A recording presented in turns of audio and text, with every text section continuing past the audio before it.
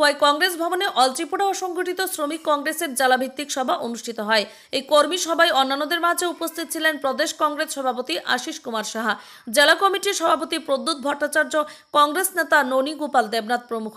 এদিকে কর্মী সভা শুরুর আগে সাংবাদিকদের সাথে কথা বলার সময় একাধিক ইস্যুতে সরব হন প্রদেশ কংগ্রেস সভাপতি আশিস কুমার সাহা। বিশেষ করে খোয়াইয়ের উপর দিয়ে যাওয়া জাতীয় সড়কগুলোর নির্মাণ কাজ নিয়ে অসন্তুষ্টি প্রকাশ করতে গিয়ে প্রদেশ কংগ্রেস সভাপতি দাবি করেন, ত্রিপুরা রাজ্যে বর্তমানে যে কোনো প্রকারের নির্মাণ কাজ মানেই হচ্ছে লক্ষ লক্ষ কোটি কোটি টাকার ঘোটালা আর কমিশন বাণিজ্যের নগ্ন খেলা।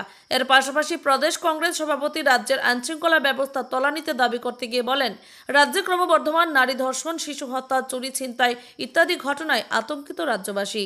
Bureau report, Tripura news Bangla. একটা ঘোটালা, এই ঘোটালা হলো ভোট চুরি। আমাদের জননায়ক রাহুল গান্ধী গত 8 তারিখে এই বিষয়ে উনি সাংবাদিক সম্মেলন করে জনসম্মুখে এটা তুলে ধরেছেন যে 5টি পন্থায় ভোট চুরি সারা দেশব্যাপী সংগঠিত হচ্ছে।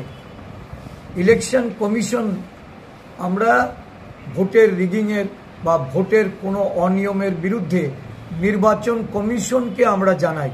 নির্বাচন কমিশনের কাছ থেকে একটা বিহিত আমরা প্রত্যাশা করি, কিন্তু রাহুল গান্ধী যে পর্দাফাশ করেছেন, যে বিষয়গুলি আজকে আমাদের কাছে একদম পরিষ্কার, যে 5টি বিষয় তুলে ধরেছেন, নির্বাচন কমিশন আজকে শাসক দল বিজেপির হয়ে এই দেশে নির্বাচন পরিচালনা করে তাদেরকে সুযোগ প্রদান করতে চাইছেন। এমনকি নির্বাচন কমিশন তাদের সমস্ত রেকর্ড মুছে দিয়ে যখন কংগ্রেস দল এই বিষয়গুলি উত্থাপন করতে চাইছে, নিজেদেরকে আজকে বাঁচানোর লক্ষ্যে, নিজেদের মুখ সেভ করতে তারা এখন তৎপর হয়েছেন। আমরা দেখেছি যে এখানে ফেক ভোটার, ফর্ম 6-এর অপব্যবহার করে যে ভোটের রাজনীতি হচ্ছে, এখানে ফলস ভোটার। এক বাড়িতে দেখা যাচ্ছে যে 80 জনের উপরে একটা বাড়িতে, যেখানে 3 জন থাকার মতো ব্যবস্থা আছে, সেখানে 80 জন ভোটারের নাম সেখানে লিপিবদ্ধ হয়েছে। একই ভোটার কর্ণাটকেও ভোট দিচ্ছে, মধ্যপ্রদেশে ভোট দিচ্ছে, উত্তরপ্রদেশে ভোট দিচ্ছে, দিল্লিতে ভোট দিচ্ছে, হরিয়ানাতে ভোট দিচ্ছে। বিভিন্ন জায়গায় তার নাম তোলা হচ্ছে। অনেক জায়গাতে ফটো আইডেন্টিটি, অ্যাড্রেস নেই। ফটো আইডেন্টিটির ক্ষেত্রে কোথাও ফটো নেই, কোথাও ছোট ছোট ফটো আছে। একই অ্যাড্রেসে বিভিন্ন ভোটারের নাম সেখানে লিপিবদ্ধ করা হলো, তাদেরকে খুঁজে পাওয়া যায়। ইন্ডিয়া টুডে গ্রুপ এই রাহুল গান্ধীর সাংবাদিক সম্মেলনের পর তারা সেখানে সরজমিনে তদন্ত করতে গেছেন এবং সেই তদন্তের মধ্য দিয়ে এটা প্রকাশ পেয়েছে যে একটা বাড়িতে 3 জন ভোটার যেখানে থাকতে পারেন না, সেখানে 80 জন ভোটারের নাম লিপিবদ্ধ করা আছে।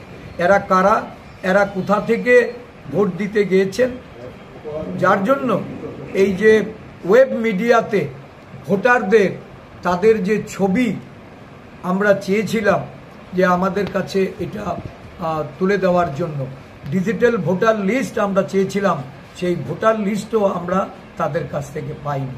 তার মানে নির্বাচন কমিশন